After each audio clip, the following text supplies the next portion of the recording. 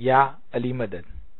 Otherwise, Rai Abu Ali Missionary, wise number 905. 15th of October 1989, wise in Kisumu in the evening. Ya Ali Madad. Alhamdulillah. Allahumma salli ala Muhammad al-Mustafa wa ali Muhammad al-Mustafa ila qiyamah. Bismillahir Rahmanir Rahim. Innal ladhina yubayyi'unaka innama yubayyi'una Allah yadullahi fawqa aydihim faman nakasa fa innama yankusu ala nafsihi wa man awfa bima ahada علیہ اللہ فسیؤتی ہے اجرا عظیما. شافیر مولانا کریم شاہ حضرت امام کے صلوات المؤمنین اللہم صلی اللہ محمد و آل محمد. اندرو ہمارے دعا کے چوتھے پارٹ کی میں نے تلاوت کی ہے کہ قرآن شریف کی آیت ہے.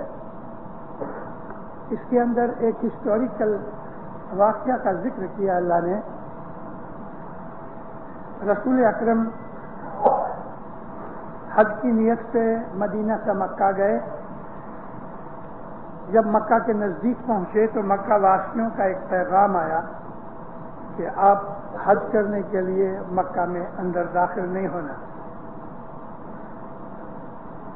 رسول اکرم نے یہ سمجھ کے کہ یہ مشرک جو ہیں وہ ہمارے اوپر حملہ کریں گے, لڑائی کریں گے, یا ہم کو ضرورت پڑے گی زبردستی کرنے کی, تو حضور نے ایک درخت کے نیچے بیٹھ کے, جس کو بعد کے اندر ایک بہت بڑے ہسٹوریکل نام دیا گیا, وہاں آپ نے بیعت لی. تقریباً 10,000 آدمی آپ کے ساتھ تھے. ان سب نے رسول اللہ کی بیعت لی. اس کو بیت الرضوان کہتے ہیں. رسول پاک نے جب اپنی اس نیت کا اظہار کیا کہ ہم چلتے ہیں مکہ, چلتے ہیں حج کے لیے, تو لوگ تیار ہو گئے. یہاں پہنچ کے نبی صاحب ڈھیلے پڑ گئے. مشرکین نے کہا کہ آپ بالکل نہیں آنا, اور کچھ تلواریں بھی نکل آئیں. مگر نبی کریم نے پھر اس بات کے اوپر اپنی راضیپا ظاہر کیا کہ جو ان لوگوں نے یہ شرط رکھی تھی کہ اس دفعہ تم چلے جاؤ اور نیکسٹ ایئر آنا, اس کا ایک ایگریمنٹ ہوا. اس ایگریمنٹ کو نبی کریم نے اپنی مہر لگا کے سائن کیا, اور سامنے پارٹی کی طرف سے انہوں نے بھی سائن کیا, اور مکہ کے خانہ کعبہ کے بعد یہ ایگریمنٹ لگا دیا گیا. رسول اکرم حج کیے بغیر واپس چلے آئے. بہت سے مسلمانوں کے ایمان خراب ہو گئے.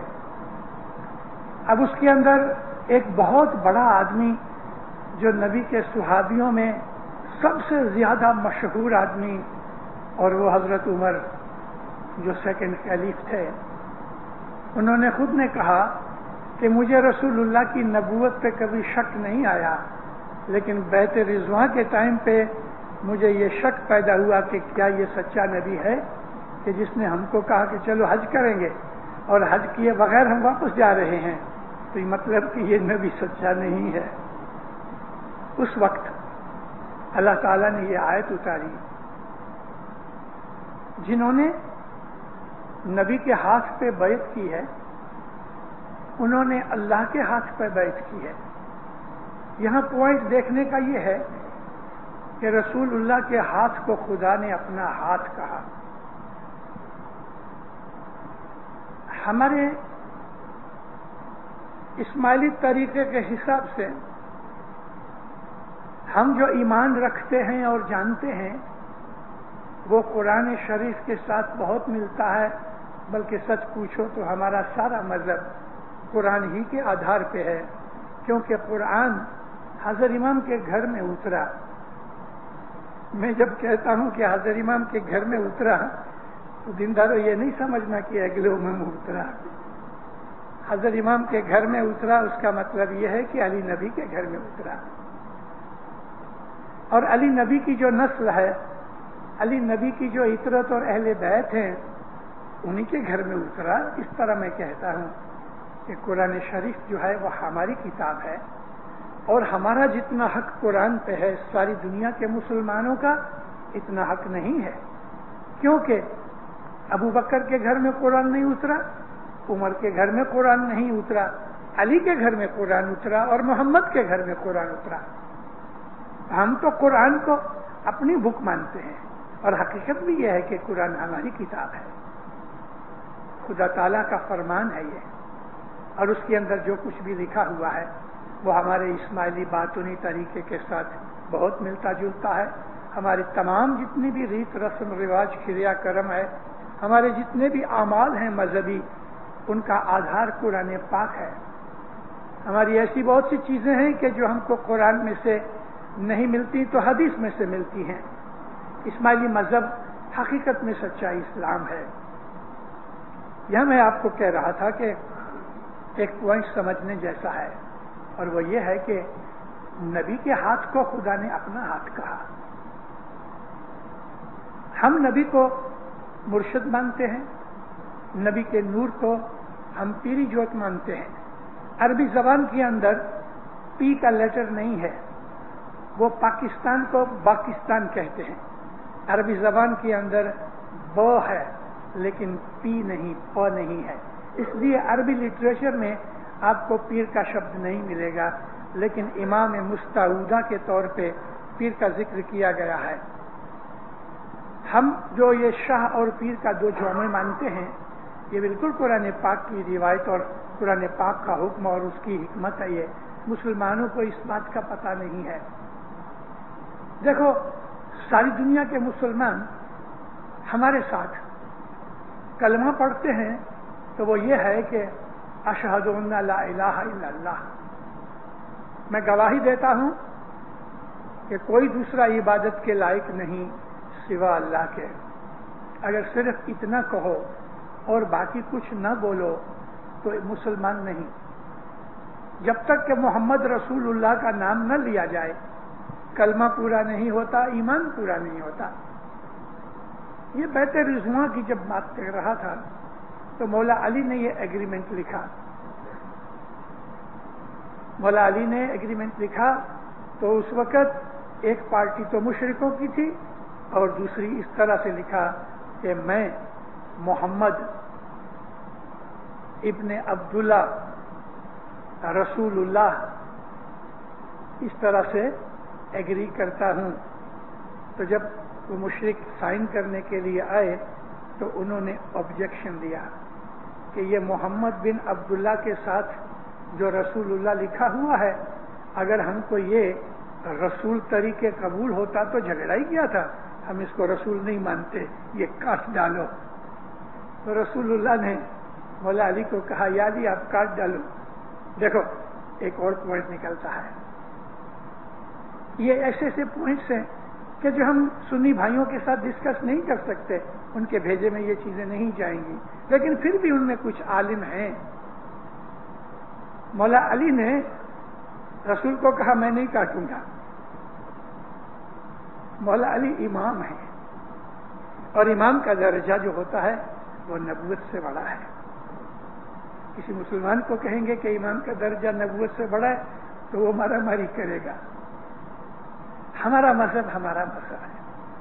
ہم کو اپنے مذہب کے بھید کی جو باتیں ہیں وہ دوسرے کے ساتھ نہیں کرنی چاہیے. اس کے لیے شمس نے کہا ہے کہ جو آدمی ست پنتھ کا پردہ کھولے وہ تو نرک میں جائے گا. جو ست پنتھ کا پردہ کھولے وہ نرک میں جائے گا، دوزخ میں جائے گا، دکھ میں پڑے گا. اب ست پنتھ کا سب سے بڑا پردہ یہ ہے، سب سے بڑا پردہ یہ ہے دینداروں کہ جو امام ہے وہ الہی نور ہے. امام ہی نور ہے اور کوئی ہے ہی نہیں. مگر یہاں آ کے لوگ ذرا سے گھبرا جاتے ہیں، شک میں پڑ جاتے ہیں، ڈاؤٹ فل بن جاتے ہیں اور کنفیوزڈ ہو جاتے ہیں۔ مگر ایک بڑی کلیئر کٹ چیز یہ ہے کہ جو بدن ہے وہ تو نور نہیں ہو سکتا، چاہے وہ بدن نبی کا ہو، امام کا ہو کہ انسانوں کا ہو۔ البتہ فرق یہ اتنا ضرور ہے کہ امام و نبیوں کے جو بدن ہیں وہ بھی پاک ہوتے ہیں، لیکن بدن بدن ہے، وہ نور نہیں، میٹیریل چیز ہے۔ نور جو ہے وہ سپریم ہے، نور میٹیریل نہیں۔ ہم اپنی قرآن شریف کی آیت قرآن میں پڑھتے ہیں، یعنی دعا میں سورۃ الاخلاص کہ اللہ جو ہے نہ اس نے کسی کو جنم دیا ہے نہ وہ کسی سے جنم لیتا ہے۔ جہاں جنم کی جب بات آ گئی تو بیچ میں شریر آ گیا، باڈی آ گئی۔ فزیکل باڈی جنم لیتی ہے، بچپن سے جوان، جوان سے بڑھاپا اور بڑھاپے سے موت۔ یہ سلسلہ ساری خدائی میں موجود ہے، نبیوں کے ساتھ بھی، اماموں کے ساتھ بھی اور عام انسانوں کے ساتھ بھی۔ اگر ہم یہ مانیں کہ جس طرح سے کرسچن لوگ کہتے ہیں کہ جیسس فلیش اینڈ بون میں وہ خدا تھا، یعنی اس کو شریرک طور پہ خدا مانتے ہیں، یہ بھول ہے۔ اگر ہم اسماعیلی بھی کرسچنوں کی طرح یہ ماننا شروع کر دیں کہ مولانا حضرت امام فزیکلی فلیش باڈی کے اندر خدا ہے تو دیندارو یہ شرک ہے، یہ کفر ہے۔ ہمارے مذہب نے اس کو منع کیا ہے، اور بڑے میں بڑا گناہ اسلام کے اندر یہ ہے کہ ہم کسی میٹیریل چیز کو خدا کہہ دیں گے۔ یہ بھول نہیں ہونی چاہیے۔ ہم باطنی ہیں اور ہمارا ایم نور ہے، ہماری عبادت نور ہے، ہمارا ایمان نور ہے، ہمارے مذہب کا جو کچھ بھی سینٹر ہے وہ نور ہے، اور نور ہی کی شناخت اور عبادت کے لیے اسماعیلی طریقہ رسول اکرم نے بنایا ہے۔ یہ اسماعیلی طریقہ رسول اکرم نے بنایا ہے، یہ اسماعیلی طریقہ رسول اللہ سے پہلے تھا۔ ہر نبی کے زمانے میں اسماعیلی طریقہ تھا، بھلے اس کا نام اسماعیلی نہیں تھا۔ اسماعیلی نام تو ہم کو چھٹے امام اسماعیل کے نام سے پڑا ہے، لیکن اسماعیلی دین کو، مذہب کو، طریقے کو ہمارے پیروں نے ست پنتھ کہا۔ یہ سنسکرت لفظ ہے صراط المستقیم کے لیے، ست پنتھ۔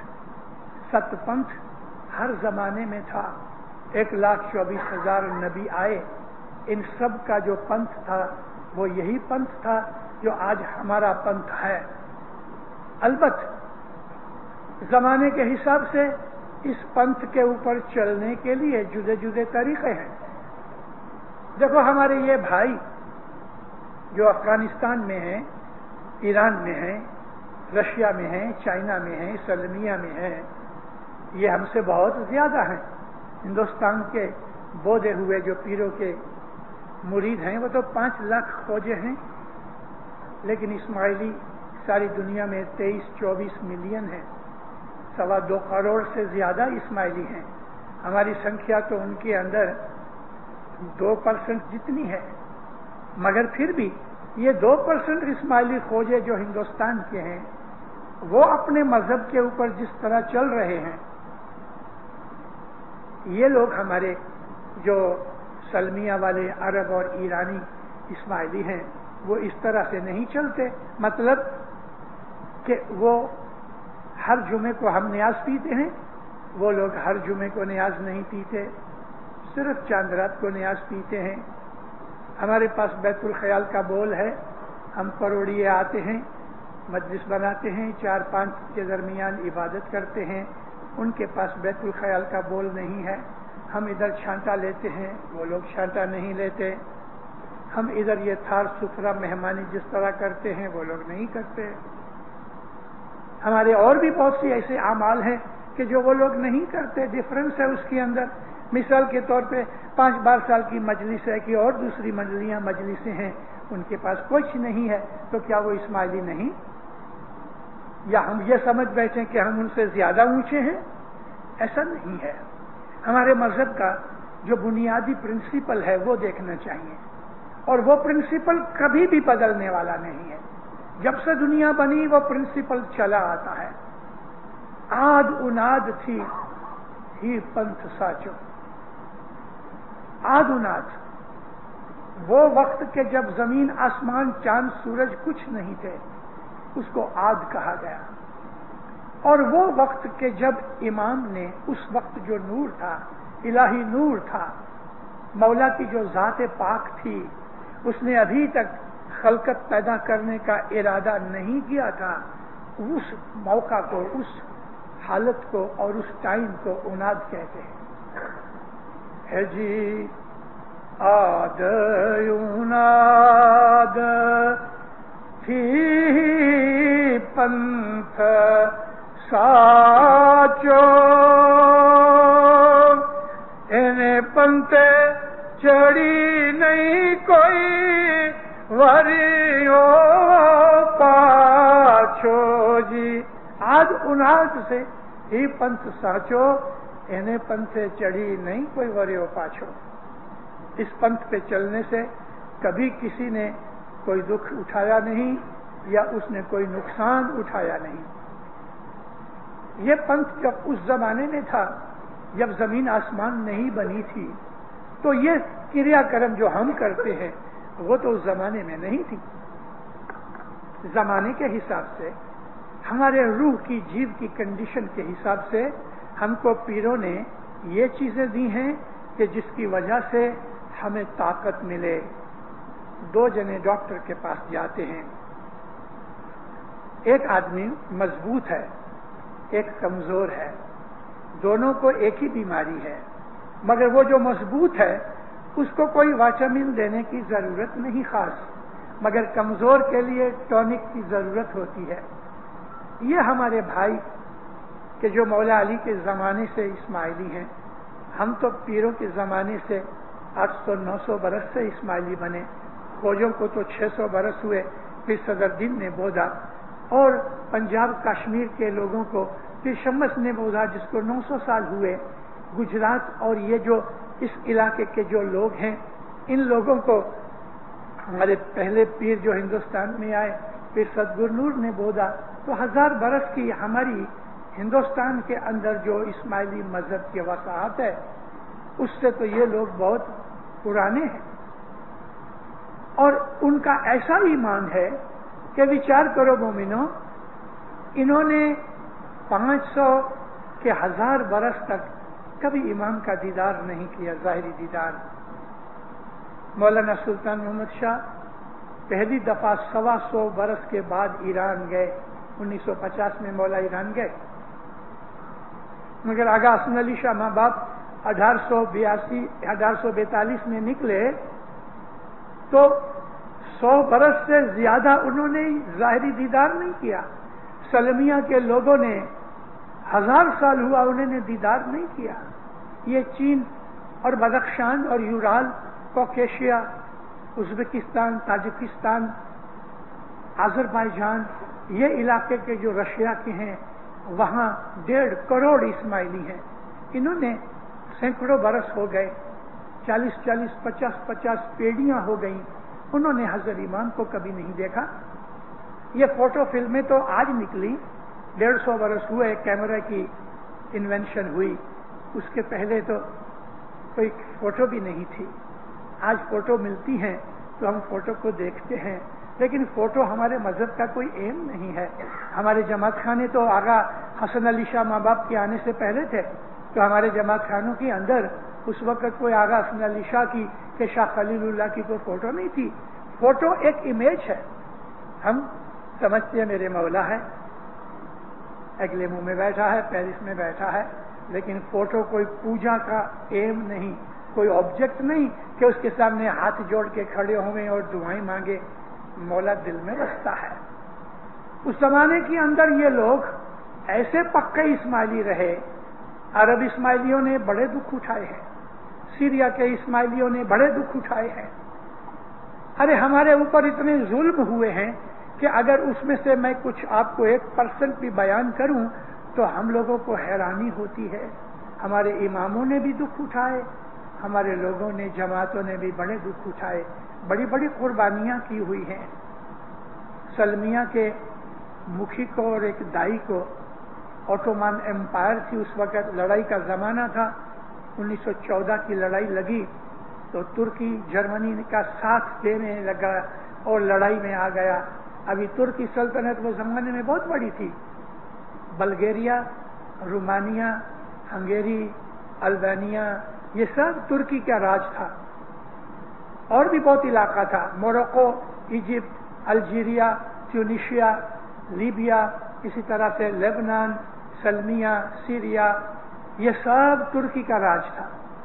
اور ترکی جب لڑائی میں نکلا تو اس کو پیسے کی ضرورت تھی، تو کسی نے خبر دی کہ یہ اسماعیلیوں کے پاس پیسے ہیں، آغا خان کو پیسے بھیجتے ہیں.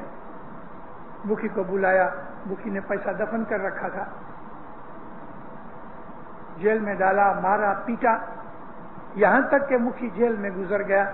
اور وہ جو دائی تھے وہ بھی، یہ دونوں اسماعیلی لیڈر جیل میں مر گئے. مگر انہوں نے بالکل کوئی بھید ظاہر نہیں کیا، یہی کہتے رہے ہمارے پاس کوئی مال نہیں. جب وہ گزر گئے، 2 آدمی ننگے پاؤں نکلے، رات کو مسافری کرے، دن کو چھپ جائیں. اس طرح یہ بامبے پہنچے.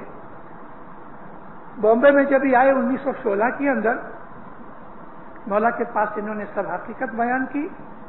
کمڑیا حاجی کھڑے تھے، مولانا سلطان محمد شاہ تیج میں آ گئے. مولا کہتے ہیں، حاجی کمڑیا، سلطان عبدالحمید کو کہو کہ تم نے میرے مکھی کو، میرے دائی کو مار ڈالا، اما ہم تمہاری سلطنت کے ٹکڑے کر دیں گے. ابھی سلطان عبدالحمید تو انکارا میں بیٹھا تھا، استنبول میں.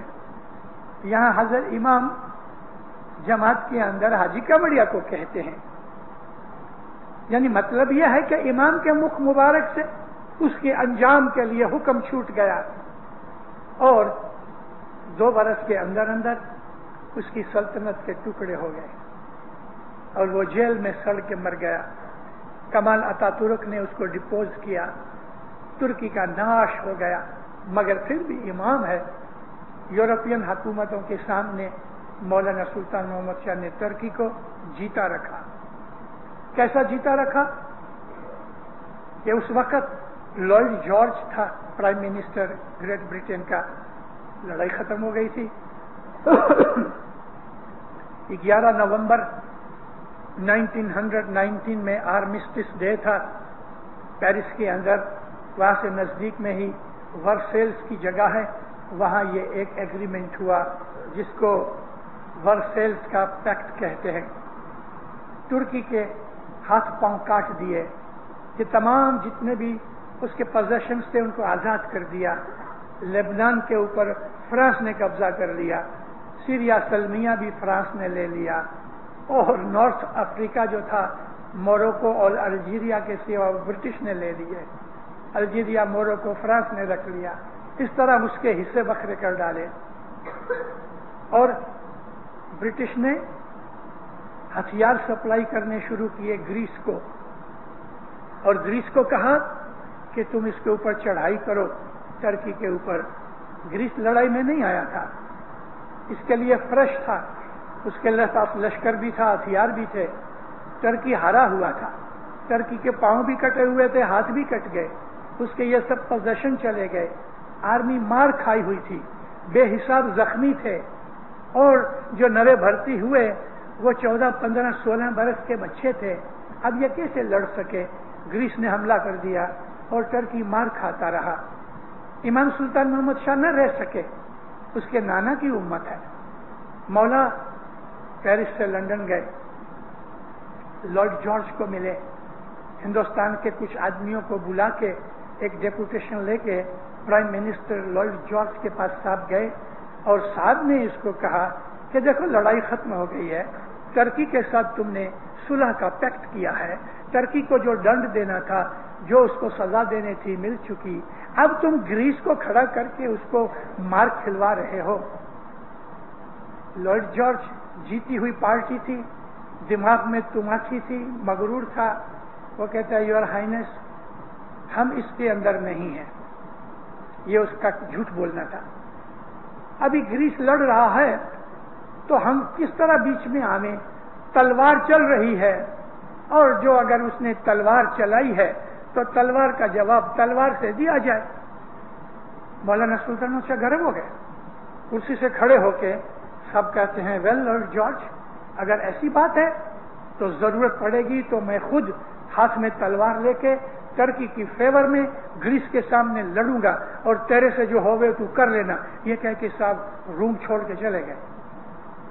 मुशीर अहमद की दवाई और बेगम शाह नवाज भुट्टो, जुल्फिकार अली की मां, और दो और लीडर, एक सर मोहम्मद शफी थे, ये इमाम के साथ थे। मौलाना सुल्तान मोहम्मद शाह उसी दिन चले आए गाड़ी में बैठ के पेरिस।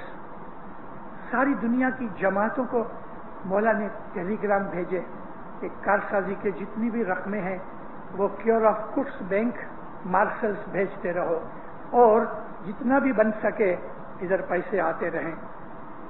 मौलाना सुल्तान मोहम्मद शाह ने ये सारा पैसा बैंक ऑफ इंग्लैंड के अंदर रखवा दिया, और इधर आके मौला ने एक आर्मामेंट की फॉर्म को ऑर्डर दिया कि 1 मिलियन पाउंड के आर्मामेंट वगैरह हथियार टर्की को भेजो, और इमीडिएटली भेजो। ये फ्रांस की जो कंपनी थी, मौलाना सुल्तान मोहम्मद शाह के इन्फ्लुएंस को जानते थे। मौला ने चेक लिखा on bank of England 1 million pound, और ये चेक इस कंपनी को दिया। इन्होंने with in 1 week 1 million pound के कीमत के हथियार टर्की को भेजे। जब ये चेक बैंक ऑफ इंग्लैंड के पास गया तो जो मैनेजर था वो बड़ा हैरान हुआ। मार खाए हुए थे, लड़ाई अभी खत्म हुई है, और ब्रिटिश का खजाना खाली था। मिलियन पाउंड का चेक, मिलियन पाउंड वो जमाने के अंदर सोने की, गोल्ड की शक्ल में दिया जाता था, और गोल्ड था नहीं। बड़ी मुश्किल से इधर उधर बैंकों से लेके इकट्ठा करके इन्होंने ये रकम तो भर दी, लेकिन वो भागा भागा गया। चांसलर ऑफ एक्सचेकर जो था ना, उसको जाके कहा कि भाई आगा खान ने ये मिलियन पाउंड का चेक लिखा, हमने भर तो दिया है, लेकिन हमारी हालत ऐसी खराब है कि हम सिविल सर्वेंट्स को पे देने के लायक नहीं। अब इन बातों के अंदर 1 वीक निकल गया। मौला ने दूसरा चेक लिखा मिलियन पाउंड का, और ये मिलियन पाउंड के और आर्मामेंट टर्की को भिजवा दिए। अब जो दूसरा चेक आया तो पसीना छूट गया, पैसे नहीं थे। इनको क्या करना? अभी अमेरिका से उधार लिया गया और ये चेक भरा गया, क्योंकि अगर चेक नहीं स्वीकारते, कबूल नहीं करते, तो बैंक ऑफ इंग्लैंड दिवाले में जावे, ऐसी हालत हो गई। ये लोग सोच रहे थे। 1 वीक और गुजर गया, 1 मिलियन पाउंड का 3rd चेक आया। बैंक ऑफ इंग्लैंड ने हाथ बांध लिए। फिनेंस मिनिस्टर, जिसको चांसलर ऑफ एक्सचेकर कहते हैं, बैंक ऑफ इंग्लैंड के मैनेजर के साथ जॉर्ज बादशाह के पास गए। जॉर्ज बादशाह पंचम था, 5th। उसको जाके सारी हकीकत बयान की कि आप उसको चाचा बुलाते हो।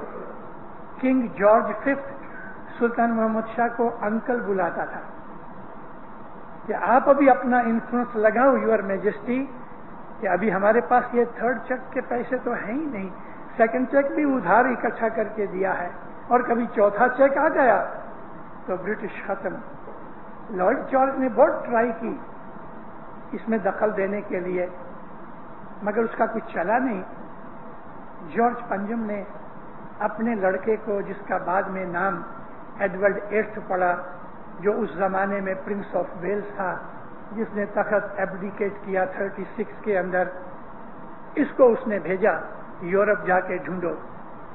और ये प्रिंस ढूंढते ढूंढते मौला को कहीं खास जगह पे ट्रेस करके मिला। मौलाना सुल्तान मोहम्मद शाह ने उसको कहा कि जब तक लॉर्ड जॉर्ज प्राइम मिनिस्टर है, मैं इंग्लैंड की जमीन पे पांव नहीं रखूंगा।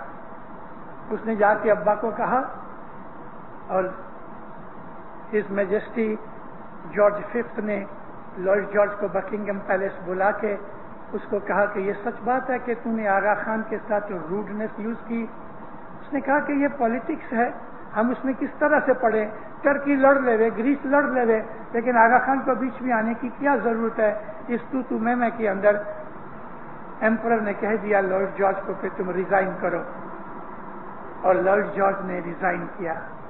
उसके बाद कभी भी लॉर्ड जॉर्ज का नाम कहीं आया ही नहीं, कहां गुम हो गया खबर भी नहीं पड़ी, कब मर गया यह भी जोड़ना मुश्किल हो गया।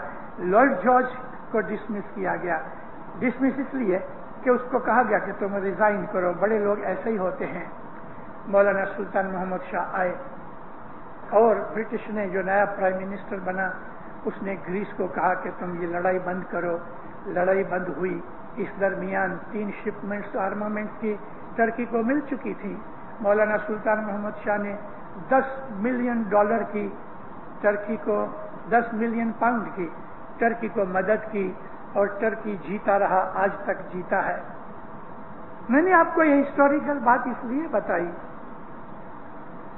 एक तो ये कि इमाम की दुनिया भाने इस्लाम के लिए मोहब्बत कितनी है, इस्लाम को पैदा करने वाला ये है, इस्लाम को बचाने वाला ये है। दूसरी बात मैंने आपको ये सुनाई कि इस्माइली लोग अपने मौला के ऊपर कितने कुर्बान हैं कि मुखी ने और दाई ने जान दे दी, मगर अपने सतपंथ का भेद नहीं खोला। सतपंथ के भेद में ये चीज है कि हम हजरत इमाम को इलाही नूर मानते हैं। उसके नूरानी हालत में शरीर जो है वो एक कांटेक्ट है, शरीर है, एक लिंक है। जैसे कि हम किसी को कहें भाई थोड़ा पानी पिलाओ, तो पानी किस में लाएगा, कोई कंटेनर में, गिलास में पानी भर के ले आवे। हमने नहीं कहा कि मुझे गिलास चाहिए, हमने तो ये कहा पानी चाहिए। तो गिलास में से जब पानी निकल गया तो अब गिलास की हमें कोई जरूरत नहीं। हजरत इमाम का जो नूर है उसका बदन गिलास की तरह कंटेनर है। बदन के साथ यही हमारी निस्बत है कि हम नूर को देख नहीं सकते, हम नूर को कॉम्प्रिहेंड नहीं कर सकते, हम नूर की अंडरस्टैंडिंग नहीं कर सकते। इसलिए इमाम का शरीर, बदन बीच में आके हमारे पास बैठ के हमारी बातें सुनता है और अपने मुख मुबारक से हमें फरमान करता है। ये नूरानी गाइडेंस हमको इमाम से मिलती है, इसलिए कि उसके अंदर अल्लाह का नूर मौजूद है। यही खुदावंद आलमीन की जात है, क्योंकि खुदा नूर है, उसका कोई शरीर नहीं, उसका कोई बदन नहीं, उसका कोई बाप नहीं, उसकी कोई माँ नहीं, उसका कोई बेटा नहीं, मगर शरीर की माँ भी है, शरीर का बाप भी है, शरीर के बेटे भी हैं, शरीर के भाई भी हैं, मगर नूर इन सबसे ऊंचा है। असल हकीकत नूर की है। इस्माइली मजहब जो बातूनी मजहब है वो यही है। तो मैं आपको अर्ज करता था कि अल्लाह ने नबी के हाथ को अपना हाथ कहा और खुदा ताला ने बंदों के दरमियान मोहम्मद को रखा। मोहम्मद है वो पीरी जोत है, जो माँ की जोत है। कुरान शरीफ के अंदर जो खुदा के नाम हैं, इन नामों में 2 ग्रुप है। हमको पीर सदरुद्दीन ने बूच निरंजन के अंदर ये फरमाया कि खुदा ताला की जो सिफतें हैं वो 2 किस्म की हैं। एक तो माँ की तरह नरम, प्यार वाली, सहनशीलता वाली, दुख उठाने वाली, दरगुजर करने वाली, मुआफ कर देने वाली, ये माँ की तबीयत है। बाप की तबीयत है गाइड करना, भूल होवे तो सजा देना और हुकूमत करना। ये दोनों सिफतें खुदा ताला के नामों में हैं। इनको अरबी के अंदर जलाली और जमाली नाम कहे गए। बाप की सिफत वाले तेजस्वी, गरम और अथॉरिटेटिव जो नाम हैं उनको जलाली कहते हैं, और वो जो माँ की तरह काइंड और रहीम हैं उन नामों को हम जमाली कहते हैं।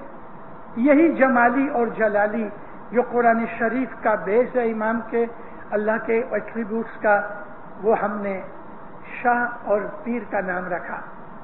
शाह का जौमा है वो साहिबी जौमा है, पीर का जौमा है वो नबूवत का नूर है, محمد رسول اللہ کے بعد نبوت بند ہو گئی. محمد رسول اللہ آخری نبی تھے. قیامت تک کوئی دوسرا نبی نہیں آئے گا، کیونکہ خدا تعالیٰ نے جو کچھ بھی منوش جات کو دینا تھا خدا تعالیٰ نے محمد کے ذریعے وہ دے دیا.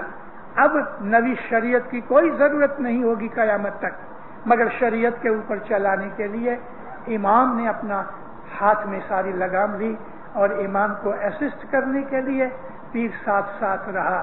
تو شاہ اور پیر کا یہ دونوں جومے آج بھی ہیں، قیامت تک رہیں گے، اور پاسٹ میں بھی ہر زمانے کے اندر موجود تھے. رسول اکرم صلی اللہ علیہ وآلہ وسلم فرماتے ہیں کہ ہر نبی کے ساتھ میرا نور تھا. ہر نبی، جتنے بھی نبی تھے ان نبیوں کے اندر محمد رسول اللہ فرمایا میرا ہی نور تھا. خدا نے سب سے پہلے اپنے نور میں سے میرے نور کو جدا کر کے میرے نور سے یہ ساری سرشٹی بنائی ہے. یہ تمام خلقت جو ہے وہ محمد کے نور سے بنی ہے، اس لیے محمد ایکچولی کریٹر ہے. تمام سرشٹی اور یہ میٹیریل چیزوں کا کریٹر محمد ہے. خدا کے ناموں میں ایک نام ہے جس کو ہم الخالق کو کہتے ہیں، یعنی کریٹر، مگر ایک اور نام ہے جس کو ہم الباری کہتے ہیں. الباری کا مطلب the creator of the civil. تو خدا میٹیریل سائڈ کا بھی خالق ہے اور روحوں کا بھی خالق ہے. میٹیریل سائڈ کی خلقت جو الخالق ہے وہ محمد کو دیا اور الباری خود کے لیے رکھا. وہاں صاحبی جومہ ہے، یہاں پیری جومہ ہے. اس طرح سے رسول اکرم نے فرمایا کہ تمام چیزیں جتنی بھی کریشن ہے وہ میرے نور سے بنی ہے، یعنی محمد کا نور ہے، وہ کریٹر ہے. رسول اکرم کے لیے لوگ نہیں جانتے. دیکھو ایک عظیم بات آپ کو کہوں، قرآن شریف میں 9واں سورہ ہے، 9th چیپٹر. اس چیپٹر کو سورۃ التوبہ کہتے ہیں. یہ توبہ کا جو سورہ ہے اس کی آخری آیت میں خدا تعالی محمد صلی اللہ علیہ وسلم کو اپنے 2 نام دیتا ہے. وہ 2 نام صرف خدا کے ہیں، مگر خدا نے محمد کو اپنے 2 صفتیں دی. وہ کیا ہے؟ رؤوف رحیم. رؤوف کہتے ہیں ترس کھانے والا، رؤوف کہتے ہیں رحم کھانے والا، پٹی کرنے والا، جو ہماری خراب ریچڈ کنڈیشن کو دیکھ کے دل میں دیا پیدا کرے، اس کو رؤوف کہتے ہیں. اور رحیم ویسے بھی مرسیفل اور کائنڈ کو کہتے ہیں. تو یہ خدا کی یہ صفتیں ہیں، کسی انسان کی نہیں ہو سکتی. ہم کسی انسان کے لیے رؤوف الرحیم کا نام نہیں لگا سکتے، لیکن اللہ تعالیٰ نے اپنی یہ 2 صفتیں محمد کے نام سے لگا دی.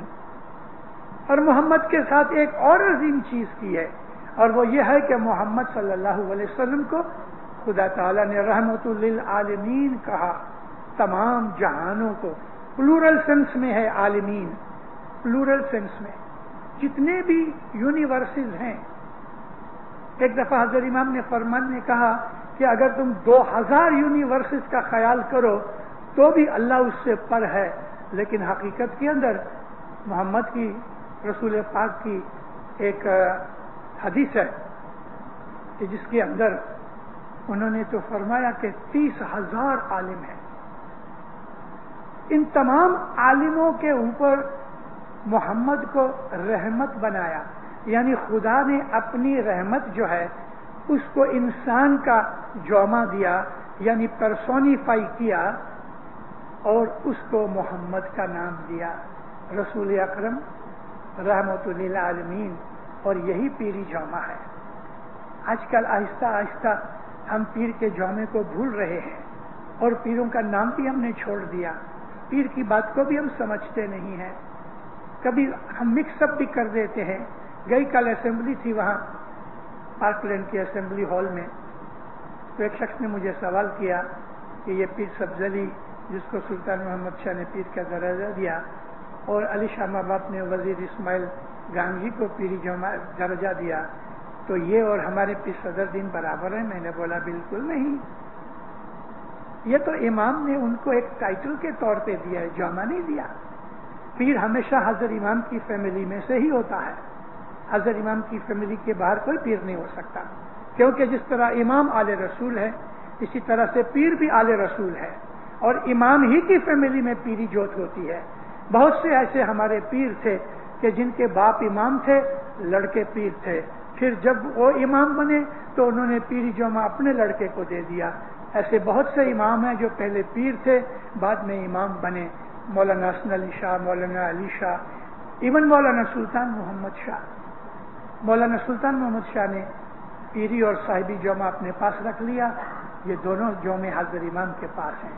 مولا جب جماعت میں آتے ہیں اس وقت اتنا رحیم ہوتا ہے، اتنا مرسیفل کائنڈ اور اتنا کمپیشنیٹ ہوتا ہے کہ ہم کو ماں جیسا پیار دیتا ہے. مولا یہ پیری جومہ ہے، اور امام کبھی اکیلا نہیں آتا، وہ پیر کو لے کے ہی آتا ہے. پیر اکیلا آتا ہے جماعتوں میں لیکن امام نہیں آئے گا، امام کے ساتھ ہر وقت پیر ہوتا ہے. تو یہ شاہ پیر کی جو جوت ہے یہ ہمیں بہت سمجھنی چاہیے. میں نے آپ کے پاس یہ جو آیت رکھی چوتھے پارٹ کی، اس میں خدا نے یہ فرمایا کہ محمد کا ہاتھ میرا ہاتھ ہے. یہی بات ہمارے گنانوں میں ہے کہ شاہ پیر نے، گرنر نے، جس کو گنانوں میں ایسا کہا گیا ہے کہ گرنر نے تمہیں الگا کری مت جان جو. گر اور نر، شاہ اور پیر یہ جدا نہیں ہے، یہ ایک ہی ہیں. محمد کا جو ہاتھ ہے وہ اللہ کا ہاتھ ہے. پیر کی جو دعا ہے وہی صاحب کی دعا ہے. پھر اس میں جو بیعت کی بات آئی، یعنی بیعت مینس پرومس. ہم نے حضرت امام کی بیعت کی، ہم نے حضرت امام کے ساتھ پرومس کیا کہ ہم سچے مومن بن کے تیرے فرمان بردار رہیں گے. یا مولا تیری فرمان برداری میں رہیں گے، ہم پرومس کرتے ہیں. یہ بیعت ہے. اس بیعت کی طرف خدا نے اشارہ کیا ہے کہ جنہوں نے بیعت کی ہے تیرے ساتھ، وہ میرے ساتھ کی ہوئی بیعت ہے. یعنی شاہ پیر دونوں آ گئے. اطیع اللہ و اطیع الرسول. اللہ کی تابع داری کرو، رسول کی تابع داری کرو. اللہ تو آنکھ سے نہیں دکھتا، رسول آنکھ سے دکھتا ہے. تو رسول کی تابع داری جو ہے وہ اللہ ہی کی تابع داری ہے. اب ہمارے اندر رسول بھی نہیں رہے تو امام موجود ہے، تو امام جو ہے وہ اللہ اور نبی دونوں کا نور ہے، شاہ اور پیر ہے. اس کی تابع داری ہی عبادت ہے. یہی سچا دین اسلام ہے کہ جو ہم باطنی طور کے اوپر اسماعیلی لوگ زیادہ سمجھتے ہیں، کیونکہ ہم نور کے پرستش کرنے والے ہیں. ہماری عبادت کا ایم نور تک پہنچنا ہے. ہماری دعا بندگی کا مقصد نور کو سمجھنا ہے. ہماری جتنی بھی ریت رسم رواج کریا کرم اعمال ہیں، ان سب کا ایک ہی ایم ہے کہ ہم کو اتنی سمجھ ملے کہ ہم خدا کے نور کو سمجھ سکیں. اس کو ہم کہتے ہیں معرفت پانا. معرفت سے پہلے حقیقتی سمجھ ہونی چاہیے. حقیقتی سمجھ کو پانے کے لیے طریقت کے اوپر، طریقت کے اصولوں پہ، طریقت کے بنائے ہوئے قاعدوں پہ چلنا چاہیے. اور طریقت جو ہے وہ شریعت کے بغیر نہیں آتی. شریعت یہ ہے کہ اللہ اور محمد کو مان لو اور مسلمانوں کے ساتھ اپنے آپ کو مسلمان کہلواؤ اور قرآن کے اوپر ایمان لاؤ. یہ شریعت ہے اور ہم شریعت کے اوپر ہیں. مگر وہ شریعت کے جو انہوں نے جورسپروڈنس کے طور پہ یا رسول اکرم کی عادتوں کے طور پہ لے رکھی ہے، ہم اس شریعت کے اوپر نہیں عمل کرتے، اس شریعت کو مانتے بھی نہیں. نبی صاحب کی داڑھی کتنی لمبی تھی، اس میں کتنے بال تھے، سٹائل کیا تھا، گول تھی کہ نوکدار تھی، چھوٹی تھی کہ بڑی تھی، یہ شریعت کے اصول مسلمان لے کے بیٹھ گئے. نبی صاحب مونچھیں منڈواتے تھے، داڑھی رکھتے تھے. نبی صاحب بہت لمبے لمبے بال رکھتے تھے، یہاں تک کہ عورتوں کی طرح کندھے تک بال آ جاتے تھے. اب ہم کو اس سے کیا مقصد کہ نبی صاحب کی داڑھی بڑی تھی کہ چھوٹی تھی، نبی صاحب ایجار پہنتے تھے کہ لنگی باندھتے تھے، پاؤں ننگے تھے کہ اس کے اندر جوتیاں ہوتی تھی. اب یہ جو چیزیں ہیں نا تکلیف دینے والی، اس کے اندر مسلمان حیران ہو گئے. ہم کو مولا نے ان چیزوں سے آزاد کر دیا. ہم کو یہ مقصد نہیں ہے کہ کتنی دفعہ ٹپ ٹپ کر کے روٹی بنائی ہے، ہم کو تو مقصد روٹی کھانے سے ہے. شریعت کے یہ قاعدے کہ جن کے اندر کوئی طرح کی بھی روحانیت نہیں ہے ہم نہیں مانتے، اس لیے کہ ہم طریقت کے اوپر ہیں. طریقت یہ ہے امام کی بیعت کی جائے، इमाम की बैत करके उसके फरमान पे अमल किया जाए। और उसने कहा 3 वक्त दुआ पढ़ो, हमको दुआ पढ़नी चाहिए। उसने कहा रोज जमात खाने जाओ, हमको जमात खाने जाना चाहिए। उसने कहा अपनी कमानी में से 8वां भाग 2.5% पीर के, 10% इमाम के, ये तुम 12.5% ज़कात और दसवंद दो, हमको देना चाहिए। उसने कहा झूठ ना बोलो, हमको नहीं कहना चाहिए। उसने कहा बदनजरी ना करो, किसी का माल ना खाओ, किसी से दगा फरेब ना करो। ये तमाम अमाल जो इमाम के फरमान पे हैं, ये तरीक़त है। इमाम के हुक्म से हम न्याज पीते हैं, इमाम के हुक्म से जमात खाने के अंदर, यानी पीर की मारिफत हमको ये हिदायत की है। हम अपना घर में जो खाते पीते हैं उसमें अपने माल में जिस तरह दसवंद निकालते हैं, ऐसा ही हम अपने घर में जो पकाते हैं उसमें से भी थोड़ा पोर्शन शापीर की मेहमानी के तौर पे ले आते हैं। अली शाह बाबा फरमाया, ये जो नांदी मेहमानी के तौर पे तुम घर से लाते हो, अगर तुम्हारी कोई दसवंद की भूल चूक होगी तो ये नांदी जितनी रकम में बिक जाएगी, मैं उतनी रकम तुम्हारी दसवंद की भूल चूक में लूंगा। दसवंद की भूल चूक, दूसरा नहीं, दसवंद का भाग नहीं, लेकिन दसवंद में अगर कुछ गलती हो गई अकाउंट करने में, तो मौला नांदी का जो रकम है वो दसवंद की भूल चूक में लेके हमारे ऊपर से गुनाह से मुआफ कर देता है, बचा लेता है। हमारे तमाम कायदे कानून जो है शापीर के फरमान के ऊपर है। हम जब इन पे ये तरीक़त पे अमल करते हैं तो हमारे अंदर हकीकती समझ पैदा होती है। एक मिसाल दूं आपको, हमने बैत की, सबने बैत की है। बैत का मकसद ये है कि तन मन धन मौला को अर्पण कर देना। अब बैत की कयाली, मैं तेरा फरमान मानूंगा, तू मेरा इमाम है। अब मौला कहता है रोज जमात खाने आओ। क्या हम रोज जमात खाने आते हैं? कितनी छोटी बात है, लेकिन इसका असर बहुत बड़ा है। मौला ने गाड़ा है, क्या मौला ने हमारे लिए कोई नुकसान किया है? क्या मौला ने हमारे साथ कुछ दुश्मनी की है कि हम उसको दुखी कर रहे हैं? काहे को दुखी करते हैं? क्या कारण? इससे तो बेहतर है कि हम मौला को छोड़ दें तो हमारी बैत टूट जावे, हम भी आजाद, मौला भी आजाद। हमको इस्माइली मजहब में रहने का फायदा क्या? मैं कल पूछ रहा था जमात में, नैरोबी की बात करता हूँ, हालांकि मैंने मुंबासा में भी ऐसा ही कहा। मैंने कहा दीनदारो, हम जमात के अंदर छोटे बच्चे से लेके बड़ी उम्र के बूढ़े तक बैठे हुए हैं, 80-85 बरस के लोग भी हैं। तो सब लोग, मैं आपसे सवाल करता हूं लेकिन मुझे जवाब की जरूरत नहीं, आप अपने दिल में मेरे इस सवाल को खुद को रिपीट करो। अगर आप 50 बरस के हैं तो ऐसा कहो, मेरे को 50 बरस हुए, मैं इस मजहब में हूं। 25 बरस है तो 25 बरस वाला जवान कहे, मेरे को इस मजहब में 25 बरस हो गए।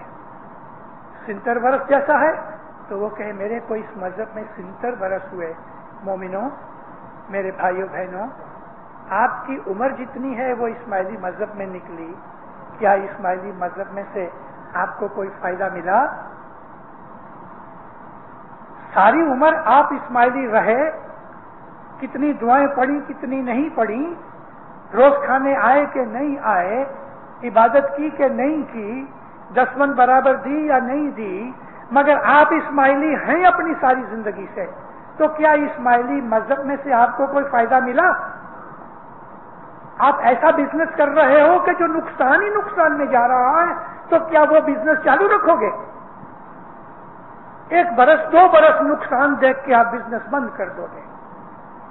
अगर एक आदमी सारी जिंदगी एक मजहब पालता है और उसको कोई फायदा नहीं मिलता, तो अब मुझे बताओ भूल कहाँ है, मजहब की या हमारी? क्योंकि इस मजहब के ऊपर चलने से पीर का कहना यह है कि कभी किसी को नुकसान नहीं हुआ। आशा जी सतपंथ सा चो रिखी सर खोटा होए से खोटा ने खोट जी। सतपंथ सच्चा है, پیر کا یہ چیلنج ہے کہ میرا یہ جو بنایا ہوا راستہ ہے، یہ میری جو دوا ہے، یہ سچی ہے، بیماری دور کرے گی، میرا چیلنج ہے، آؤ اس چیلنج کو اٹھاؤ۔ پیر کے کہنے کے حساب سے 5 برس برابر مذہب کے اوپر چل کے دیکھو، فائدہ ہوتا ہے کہ نہیں ہوتا؟ نہیں ہوتا تو پیر کھوٹا۔ مگر پیر کہتے ہیں میں کیا کروں، رکھی سر کھوٹے ہیں۔ امام سلطان محمد شاہ کا ایک فرمان ہے بیت الخیال کا، مولا فرمایا یہ جو راستہ ہے، یہ جو میں نے تم کو بول دیا، اگر کوئی آدمی برابر میرے فرمان پہ عمل کرے تو اس کو 5 برس کے اندر نور ملنا چاہیے۔ حضرت امام نے تو 1 دن بھی کہا ہے، لیکن سلطان محمد شاہ کی بات کرتا ہے۔ ایک آدمی نے اس فرمان کو دل میں باندھ لیا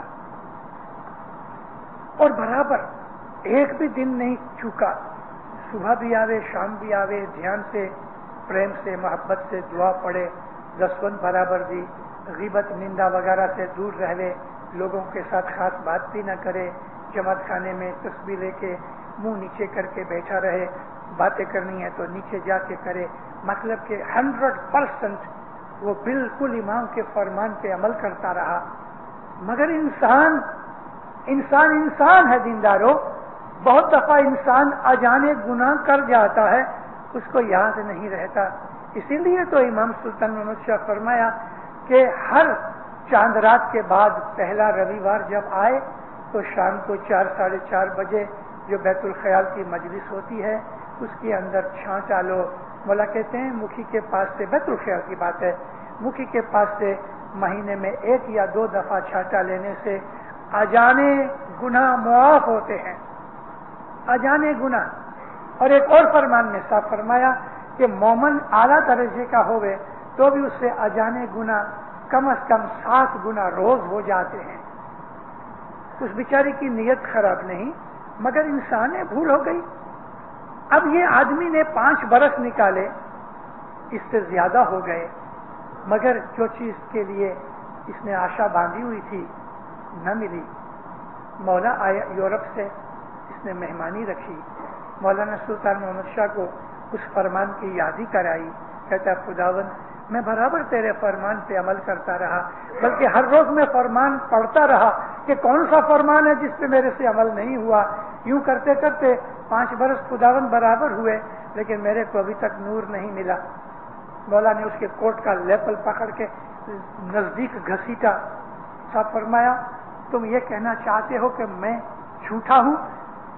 کانپ گیا، کہتا نہیں خداوند مجھ کو یہ بتاؤ کہ میری مسٹیک کدھر ہوئی، میں تو پورا رہا۔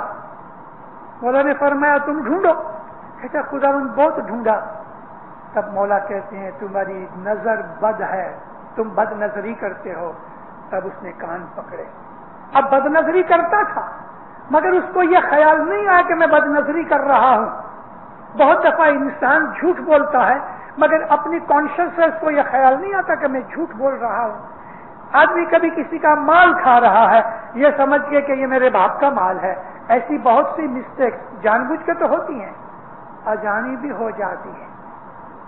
اس لیے دینداروں ہمارے دل کے اندر اندھکار پیدا ہو جاتا ہے، ہم کو اسماعیلی مذہب سے وہ فائدہ نہیں ملتا جو ملنا چاہیے۔ یہ نبیوں کا دین ہے، یہ پیروں کا دین ہے، یہ فرشتوں کا دین ہے، یہ نور پانے والوں کا دین ہے۔ اسماعیلی مذہب کا سارا ایم نور تک پہنچنے کا ایم ہے، اور اگر ہم اوپرا اوپری دیکھا دیکھی اوپرے من سے اسماعیلی مذہب پال رہے ہیں، دیکھو جماعت خانے کے اندر جو حضرت امام کا گھر ہے اس کو ہم نے اس طرح سمجھا، منہ سے ضرور کہتے ہیں حضرت امام کا گھر ہے، لیکن ہم نے کانشیسلی حضرت امام کے گھر کو حضرت امام کا گھر نہ مانا۔ 24 آورز ادھر حضرت امام کا نور موجود ہے، مولا اس مکان میں رہتا ہے اور شام کے وقت وہ ہم کو بلاتا ہے۔ اس نے ہم کو کہا تو روز میرے گھر آنا۔ اگر حضرت امام ظاہر بھانے کسی آدمی کو ایگلومو بلا کے اس کو بولے روز آنا شام کو 6 بجے میرا دیدار کرنے کے لیے، تو ہم کیسے خوش ہوں گے؟ مولا جس کو چاہے اس کو روز جماعت خانے بلاوے، اپنے گھر بلاوے، اور جس کو وہ نہیں چاہتا، یہ تو ایک نارمل انسان کی کنڈیشن ہے کہ جو آدمیوں کو ہم پسند نہیں یا جن کو ہم پسند نہیں کرتے، ہمارے گھر میں کبھی کوئی کھانا پینا، پارٹی، لنچ وغیرہ ہوتا ہے، ہم ان کو نہیں بلاتے جن کو ہم چاہتے نہیں ہے، پسند نہیں کرتے، ان کو بلاتے ہیں جن کو ہم چاہتے ہیں۔ وہ لوگ کے جو جماعت خانے نہیں آتے ان کو مولا نہیں چاہتا، ان کو ایسی بدھی دی ہے کہ وہ دور ہی رہتے ہیں۔ اسی لیے تو مولا کہتا ہے نا کہ تم ایسے کام کرتے ہو کہ تم کو جماعت خانے آنے کا من ہی نہیں ہوتا، تم کو جماعت خانے میں آنے کی ہوب ہی نہیں ہوتی، تم کو جماعت خانے آنے کے لیے یاد بھی نہیں ہوتی، اور کبھی یاد کرایا جاتا ہے تو آلس کرتے ہو، جماعت خانے روز روز کیا ہے۔ یہ دشمنی کی بات ہے۔ اس کے لیے امام فرمایا جب تم جماعت خانے نہیں آتے تو مجھے اتنا دکھ ہوتا ہے کہ اس سے زیادہ مجھے کوئی چیز دکھ نہیں دیتی۔ اب مجھے بتاؤ، آپ نے حضرت امام کی بیعت کی ہے نا؟ کہ کوئی باقی ہے جس نے بیعت نہیں کی؟ حضرت امام سے پرامس کیا ہے، حضرت امام کے پاس جا کے بول دیا ہے، حضرت امام کا دیدار کرنے آتے ہیں، تو یہ تو سب دھوڑی اوپر لیپنا ایسا ہو گیا۔ پھوٹا مانڈل بجایا، مانڈل کہتے ہیں ڈھولک کو، ڈھول پھٹ گیا، اس کو بجانے میں کیا ملے گا؟ یہ تو ہمارا ایک ٹائم گزارنے کی بات ہے، یہ دغا فریب ہے۔ اللہ فرمایا پرامس کر کے، بیعت کر کے جو اپنے وعدے پہ پورے رہتے ہیں، ومن اوفی بما عہد علیہ اللہ فسیؤتیہ اجرا عظیما، ان کے لیے اللہ کے پاس بہت برکتیں اور اجر ہے، ثواب ہے۔ من اوفا، ان کے لیے اوف کہتے ہیں جو فیتھفل ہوئے، لیکن فمن نقض فانما ينقص على نفسه، مگر جنہوں نے بیعت کی اور توڑ دی، فریب کیا، پرومس کیا لیکن پورا نہیں کیا، تو انہوں نے خدا کے ساتھ دغا کیا، انہوں نے فراڈ کیا، تو اللہ کہتا ہے میرا کیا بگڑے گا، انہی کا خود کا ہی بگڑنے والا ہے۔ ہم خدا کا کچھ بگاڑ سکتے ہیں؟ حقیقت سمجھنی چاہیے، حقیقت۔ شام کا وقت اگر مومن جماعت خانے نہیں آتا تو دینداروں اس کے اوپر فرشتے بھی لعنت کرتے ہیں، ارے تم نے پرومس کیا، تیرے کو شرم نہیں آتی؟ امام بیگم سیدہ کہتی ہیں تجھے کیا کہوں من میرا، کیا کہوں میرے من، تجھے لاج نہ آتی ہے رے، تیرے کو تو شرم ہی نہیں ہے۔ ہیرا رتن موتی کیوں غفلت میں کھوتا ہے، کیا کہوں اے میرے من، تجھے لاج نہیں آتی، تیرے کو تو شرم ہی نہیں۔ ہم کبھی کبھی کوئی ایسا نٹھارا بچہ ہوئے بہت دفعہ بولو تو بھی نہیں مانے، تو ماں باپ کہتے ہیں اے بے شرم، تیرے کو کوئی شرم ہی نہیں، کسے لفظ کہے ہیں ایکسکیوز می، آؤ سیدھے کرو، جماعت خانے کے اندر ڈونٹ ایکسٹینڈ یور فیٹ، امام کا گھر ہے، اس کی ادب کرو۔ حضرت امام کے سامنے پاؤں کرنا مجھے اتنا برا لگتا ہے کہ جہاں ہم کو سجدہ کرنا چاہیے ہم وہاں پاؤں کر کے مولا کی انسلٹ کرتے ہیں، ویری بیڈ۔ بھلے پاؤں تھک گئے ہیں تو اٹھ کے نیچے چلے جاؤ، لیکن کبھی بھی جماعت خانے میں پاؤں لمبے نہیں کرو، یہ امام کا گھر ہے، ہمارا گھر نہیں۔ Behave like that as you are behaving in the host house. Maulana Hazrat امام نے ایک دفعہ یہ فرمان کیا، سلطان محمد شاہ کی بات کرتا ہوں، کہ جب تم جماعت خانے آتے ہو میں دروازے پہ ایک پیالہ اور ہاتھ میں رومال لے کے کھڑا ہوں، جب تم آ کے حیض زندہ کرتے ہو تمہاری دھوڑ مٹی یعنی گناہ میں رومال سے صاف کرتا ہوں، پھر تم کو برکت کا نور کا چھانٹا دیتا ہوں۔ جو جماعت خانے نہیں آتے وہ اس چیز کے ساتھ محروم رہتے ہیں۔ پھر شمس نے تو تھوڑا اور زیادہ آگے جا کے اور بھی کڑوے شبد کہہ دیے، جے نر شہادے مندر نہیں आवना जे नर शादे मिंदर नहीं आवना ते नर होए से ते भूत परेत ते नर होए से भूत परेत। भूत किसको कहते हैं? घोस्ट को, जिसकी नजात नहीं होती, अवगतिया होता है। और परेत भी भूत की तरह ही है। तो ये भूत परेत जो हैं, इनकी गति नहीं होती।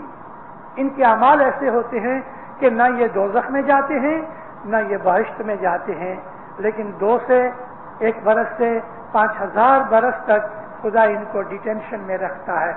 ये है भूत। और एक आदमी कि जो दुनिया में समझता ही नहीं, समझाने पर भी तो कच्ची में कहते ही तो भूत है, छड़ी जो इनसे भूत मतलब के जो माने ही नहीं। पीरों ने हमको गिनानों में प्यार से गालियां भी दी हैं, इसलिए कि उनको दुख होता है कि हम अपनी जिंदगी को खराब करते हैं। ये मौला का घर, इस घर में हीरे मोती मिलते हैं, दुआएं मिलती हैं, इबादत करते हैं, मौला की आशीष मिलती है। और रूहानियां जो जमात खाने में आती हैं, 24 आवर्स जमात खाने के अंदर रूहानियां आती रहती हैं। ऐसा नहीं समझना खाली जमात खाने में। जो लोग गुजर जाते हैं मौत के बाद, जब तक उनको नजात नहीं मिलती, वो रूहानियां अपने अपने मजहब ईमान के हिसाब से अपनी मजहबी जगहों के ऊपर आते रहते हैं। अगर कोई हिंदू मर गया तो जिस मंदिर में वो जाया करता था, उसकी रूहानी उस मंदिर का विजिट करती है। मुसलमान जो है, जब तक कि उसको नजात नहीं मिलती, आलम बरज़ख में है, तो वो मस्जिद के चक्कर खाता है। क्रिश्चियन है तो मरने के बाद उसकी जो रूह है वो उस चर्च में जाती आती है कि जहां वो आया जाया करता था। तमाम दुनिया के इंसान जो हैं गुजर जाने के बाद अपनी रूहानी कंडीशन के अंदर अपने उस जगह पे जाते हैं। इसी तरह से मोमिनों की रूहानियां जमात खाने में आती हैं, फरिश्ते आते हैं, इमाम का नूर मौजूद है, पीर का नूर यहाँ मौजूद है। और इस जमात खाने के अंदर आके आप अपने मन की मुरादें मांगो। आप उसके राजा के दरबार में आए हो, उसके सामने अर्जी करो, वो सुनता है और आपकी दुआएं कबूल करता है। एक बात आपको कह दूं, बाज ऐसी दुआएं हैं कि दूसरे दिन आपको उसका बदला मिलता है। बाज ऐसी मांगनी है कि बरस 2 बरस के बाद मौला देगा। बाज ऐसी चीजें हैं कि हो सकता है कि 10-20 बरस लगे, मगर मौला के पास मांगते रहो, वो मौला जरूर कुछ न कुछ देगा। निस दिन जब पिया को पढ़ा रही है दरबार, कबूक अपने भाव से सूरजन करती साथ। मौला के घर पे आओ दीनदारों, रोज आओ, इसकी बरकतें पाओ, यहाँ से रहमतें मिलेंगी। और सबसे बड़ी बात यह है कि जमात खाने आने से दिल ठंडा हो जाता है, हमारी टेंशन दूर हो जाती है, इरिटेशन दूर हो जाती है। जमात खाने में आके हम भाई बहनों से मिलते हैं। एक और फायदा है, हो सकता है किसी की माँ की गोद में 1 महीने का बच्चा जमात खाने में सोया है। बच्चा 1 महीने का है, मगर उसकी आत्मा बहुत बड़ी है, हमको मालूम नहीं।